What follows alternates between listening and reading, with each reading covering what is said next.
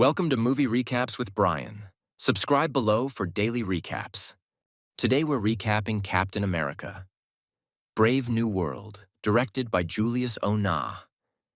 5 months after Thaddeus Ross, actor Harrison Ford, is elected President of the United States, he dispatches Sam Wilson, actor Anthony Mackie, and Joaquin Torres, actor Danny Ramirez, the new Captain America and Falcon, respectively, to Oaxaca, Mexico, to intercept the illegal sale of stolen classified technology by Sidewinder and his mercenary group, the Serpent Society.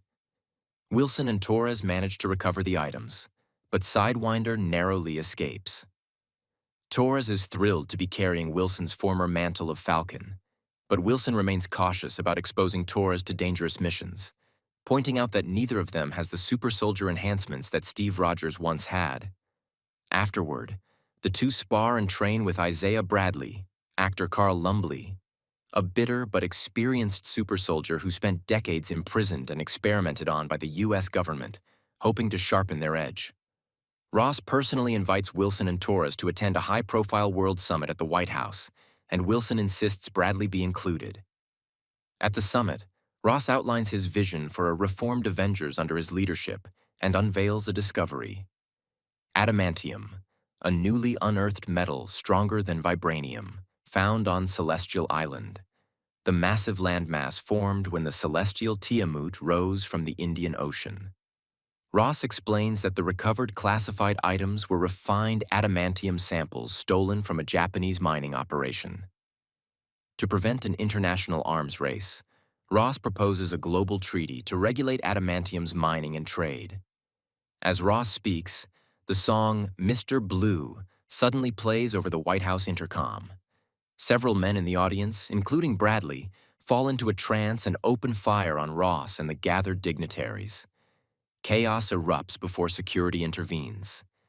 The men regain their senses afterward, confused, denying any memory of the attack. The incident is contained by Ross's formidable head of security, Ruth Bat Seraph, actor Shira Haas, a former Black Widow with her own complicated loyalties. Wilson begins investigating and is soon ambushed by Sidewinder, actor Giancarlo Esposito, whom he narrowly defeats and captures. Torres traces a call from Sidewinder's phone to a secretive government black site in West Virginia known as Camp Echo 1. Meanwhile, Ross scrambles to hold the adamantium treaty together, but Japan blames him both for the theft of their samples and for failing to protect their prime minister at the White House. Through interrogation and research, Wilson learns the true mastermind is Dr. Samuel Stearns, actor Tim Blake Nelson, the leader, whose intellect was hyper-accelerated years ago by exposure to Bruce Banner's gamma-irradiated blood. Ross had secretly imprisoned Stearns at Camp Echo 1, using him as a scientific pawn while publicly scapegoating him for the abomination's Harlem rampage. Ross promised Stearns freedom if he helped engineer Ross's rise to power, but once elected, Ross reneged, keeping Stearns captive to ensure a steady supply of life-preserving pills. Wilson and Torres infiltrate Camp Echo 1, where Stearns demonstrates how he uses soundwave technology key to the song "Mr. Blue" to control minds. He unleashes a wave of mind-controlled soldiers against them, escaping in the chaos. Ross, desperate, dispatches Bat Seraph to the black site, where she reluctantly joins forces with Wilson and Torres. They regroup with Wilson's military ally Dennis Dunphy, who has Sidewinder in custody.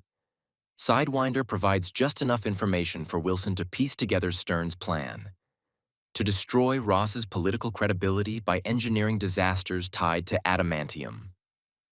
The trail leads them to Celestial Island, where Ross and Japan's Prime Minister Ozaki are locked in a standoff over territorial rights to the adamantium. Stearns escalates matters by hijacking the minds of 2 American fighter pilots, forcing them to attack the Japanese fleet. Wilson and Torres manage to intercept the jets and avert war, but Torres suffers severe injuries during the mission. Ross finally reveals the truth to Wilson. He has been dying of heart failure, and Stearns' experimental pills have kept him alive, but at a terrible cost. The pills slowly infused gamma radiation into Ross's body. Terrified Stearns would cut off his supply, Ross refused to release him, triggering Stearns' vendetta. Wilson is shaken, especially after the death of Dunphy, who uncovers the truth about the pills before Stearns silences him. Stearns then deliberately surrenders to Wilson, ensuring his connection to Ross is made public.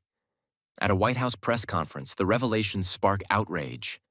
Pressed and cornered, Ross loses control. His body mutates under the Gamma's influence, transforming him into the monstrous Red Hulk. The Red Hulk rampages through the White House, forcing Wilson to confront him. Though overpowered, Wilson uses strategy and his shield to injure Ross just enough to break through to his humanity. Wilson reminds Ross of his estranged daughter Betty and their visits to the cherry blossoms in Washington, D.C., a memory that calms him. Ross painfully reverts to his human form, humiliated and broken. In the aftermath, Bradley is exonerated for his supposed role in the White House attack. Torres, recovering from his injuries, accepts Wilson's invitation to join a reformed Avengers team. The Adamantium Treaty is ratified, averting global conflict. Ross resigns the presidency in disgrace and voluntarily submits to incarceration at the Raft, where Wilson and Betty visit him in a moment of complicated closure. Thanks for watching. Like and subscribe below to watch more movie recaps with Brian. Watch the full movie on your streaming sites and comment below which movie you'd like to see recapped next.